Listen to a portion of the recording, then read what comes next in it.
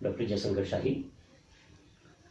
एक बार फिर बीए तृतीय वर्ष हिंदी साहित्य से संबंधित इस व्याख्यान में आप सबका स्वागत करता हूं। पिछले व्याख्यान में हमने महाप्राण निराला प्रणीत दीर्घ कविता तुलसीदास के अवतरणों का विश्लेषण प्रस्तुत किया था और इसी श्रृंखला में आज फिर तुलसीदास कविता के शेष अवतरणों का अनुशीलन हम प्रस्तुत करेंगे। पिछले व्याख्यान में हमने यह देखा कि किस प्रकार से तुलसी बिना बुलाए बिना निमंत्रण के अपने ससुराल पहुंच जाते हैं रत्नावली से मिलने, और वहाँ का समाज, पुरजन, परिजन, उनके ससुर सब हतप्रभ रह जाते हैं, आश्चर्यचकित रह जाते हैं कि जामाता दामाद बिना निमंत्रण के अचानक पहुंच गए हैं। उनका समुचित स्वागत सत्कार किया जाता है ससुराल के समाज में। रत्नावली के लिए कटाक्ष की जाती है और रत्नावली उस कटाक्ष से, उस व्यंग्य से व्यथित हो जाती हैं। पिछले अवतरण की जो पंक्ति थी कि सुन बोली भाभी यह पहचान रतन की, रत्नावली इस कटाक्ष, इस व्यंग्य से व्यथित हो जाती हैं। और अगला जो अवतरण है जिसका हम वाचन करते हैं और फिर अर्थ स्पष्ट होगा कि रत्नावली के मन पर इसका क्या प्रभाव पड़ता है इस व्यंग्यपूर्ण वचन का, वो देखें। पहले इसका वाचन। जल गए व्यंग्य से सकल अंग, चमकी चल दृग ज्वाला तरंग, पर रही मौन धर अप्रसंग वह बाला।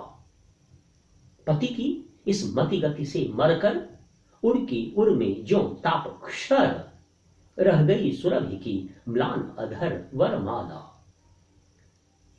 जल गए व्यंग्य से सकल अंग, जो व्यंग्यपूर्ण वचन कहे गए हैं रत्नावली के लिए, जो कटाक्ष किए गए हैं रत्नावली के लिए, उससे, उस व्यंग्य से रत्नावली के सकल अंग जल गए। जल गए व्यंग्य से सकल अंग, चमकी चलदृग ज्वाला तरंग, और रत्नावली क्रोधित हो जाती हैं, आवेशित हो जाती हैं, कुपित हो जाती हैं। उनकी चंचल आंखों से ज्वाला की तरंग उठने लगती है। पंक्ति फिर से देखें। चमकी चल दृग ज्वाला तरंग, इतनी कुपित होती हैं कि ऐसा लगता है, ऐसा प्रतीत होता है कि उनकी आंखों से ज्वाला का तरंग प्रवाहित हो रहा हो। ज्वाला तरंग, रूपक अलंकार। चमकी चल दृग ज्वाला तरंग, शब्द तत्सम शब्दों की बहुलता हम देख रहे हैं। चल दृग ज्वाला तरंग, पर रही मौन धर अप्रसंग वह बाला। रत्ना के लिए, रत्नावली के लिए बाला शब्द का प्रयोग किया जा रहा है महाप्राण निराला के द्वारा, कि वह बाला, रत्ना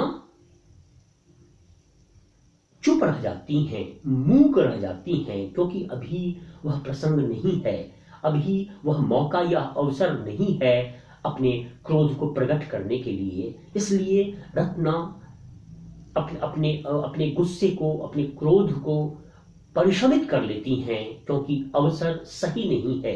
तो पंक्ति देखें। पर रही मौन धर अप्रसंग वह बाला, रत्ना चुप हो जाती हैं, मौन रह जाती हैं, अपने क्रोध को शमित कर लेती हैं।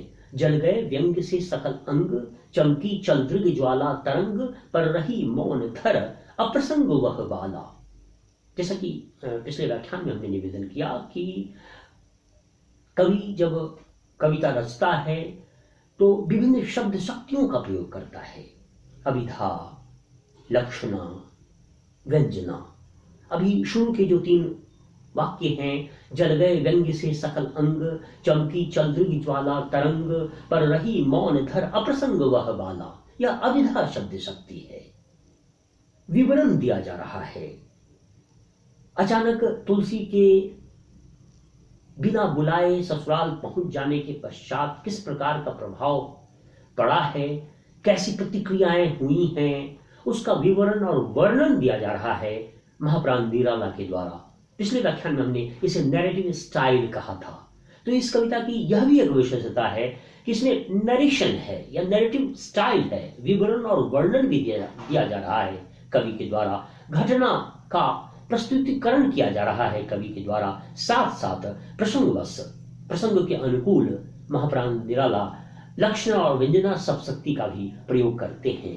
तो जल गए व्यंग से सकल अंग, चमकी चल दृग ज्वाला तरंग, चमकी चल चौवर्ण की आवृत्ति है, अनुप्रास अलंकार है। और जल गए व्यंग से सकल अंग, चमकी चल दृग ज्वाला तरंग, पर रही मौन धर अप्रसंग वह बाला। चक्षुष बिंब है, दृश्य बिंब है, हम सबकी आंखों के समक्ष वह घटना साकार होती हुई सी दिख रही है। और आगे का जो अवतरण है वो देखें। पति की इस मति गति से मरकर उर्की उर में जो ताप क्षर, पति की इस बुद्धि, मति अर्थात बुद्धि विवेक, और गति इस तरह की गतिविधि, पति अचानक बिना बुलाए ससुराल आ गए हैं, तो उनकी इस मति पर, उनकी इस बुद्धि पर, उनकी इस समझ पर, उनकी इस बोध पर रत्ना को कोप आता है। रत्ना क्रोधित तो होती हैं कि बिना निमंत्रण के, बिना आमंत्रण के, बिना बुलावे उनके पति यहां कैसे पहुंच गए।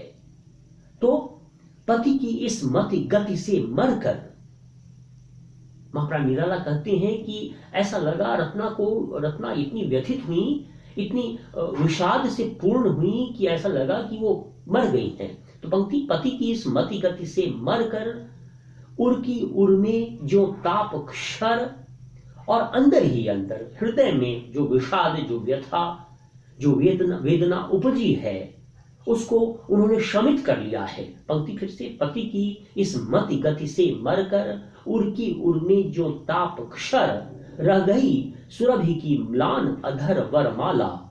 जैसे कोई वरमाला, कोई माला मुरझा जाती है, सुवासित माला मुरझा जाए ताप के प्रभाव से, ताप से क्षरित होकर जब कोई वरमाला जैसे मुरझा जाती है, उसी प्रकार से रत्ना का हृदय मुरझा जाता है। रत्ना लज्जित महसूस करती हैं, रत्ना अपमानित महसूस करती हैं, रत्ना मर्यादा का हनन महसूस करती हैं, और अंदर ही अंदर क्रोधित होकर, व्यथित होकर वो अपने क्रोध को शमित करती हैं, क्योंकि अभी वह अवसर नहीं है, अभी वह मौका नहीं है जिसमें वो अपने क्रोध को प्रकट कर सके। तो इस अवतरण में हमने देखा कि रत्नावली किस प्रकार से व्यथित हुई हैं, व्यंग वचनों को सुनकर के, पति के बिना निमंत्रण के उनके मायके पहुंचने के बाद किस प्रकार का प्रभाव हुआ है और कैसी प्रतिक्रियाएं उनको सुनने को मिली हैं, इसका विवरण, इन तथ्यों को प्रस्तुत किया है महाप्राण निराला ने इस अवतरण में। तो इस कविता में अब तक के विश्लेषण से हमने यह देखा कि इस कविता में तुलसीदास शीर्षक से रचित यह जो दीर्घ कविता है, अर्थात लंबी कविता है, इस कविता की एक विशेषता यह भी है कि यह बायोग्राफिकल कविता है। महाकवि तुलसी की जीवनी के महत्वपूर्ण प्रसंग को काव्य में सृजित किया है महाप्राण निराला ने। तो हम कहेंगे कि तुलसीदास शीर्षक दीर्घ कविता में बायोग्राफिकल एलिमेंट है या जीवनी परक तत्व इसमें निहित हैं। और यह भी बड़ा रोचक और रोमांचक है कि एक कवि दूसरे कवि की जीवनी के मार्मिक प्रसंग को, महत्वपूर्ण प्रसंग को कविता में रचित कर रहा है। यह भी अपने आप में यह एक रोचक तथ्य है। हमने इस अवतरण के भावपक्षीय जो विशिष्टताएं हैं और जो कलापक्षीय विशेषताएं हैं उन पर हमने चर्चा की है। और आज के इस वक्तव्य के साथ ही मैं अपनी वाणी को विराम देता हूं।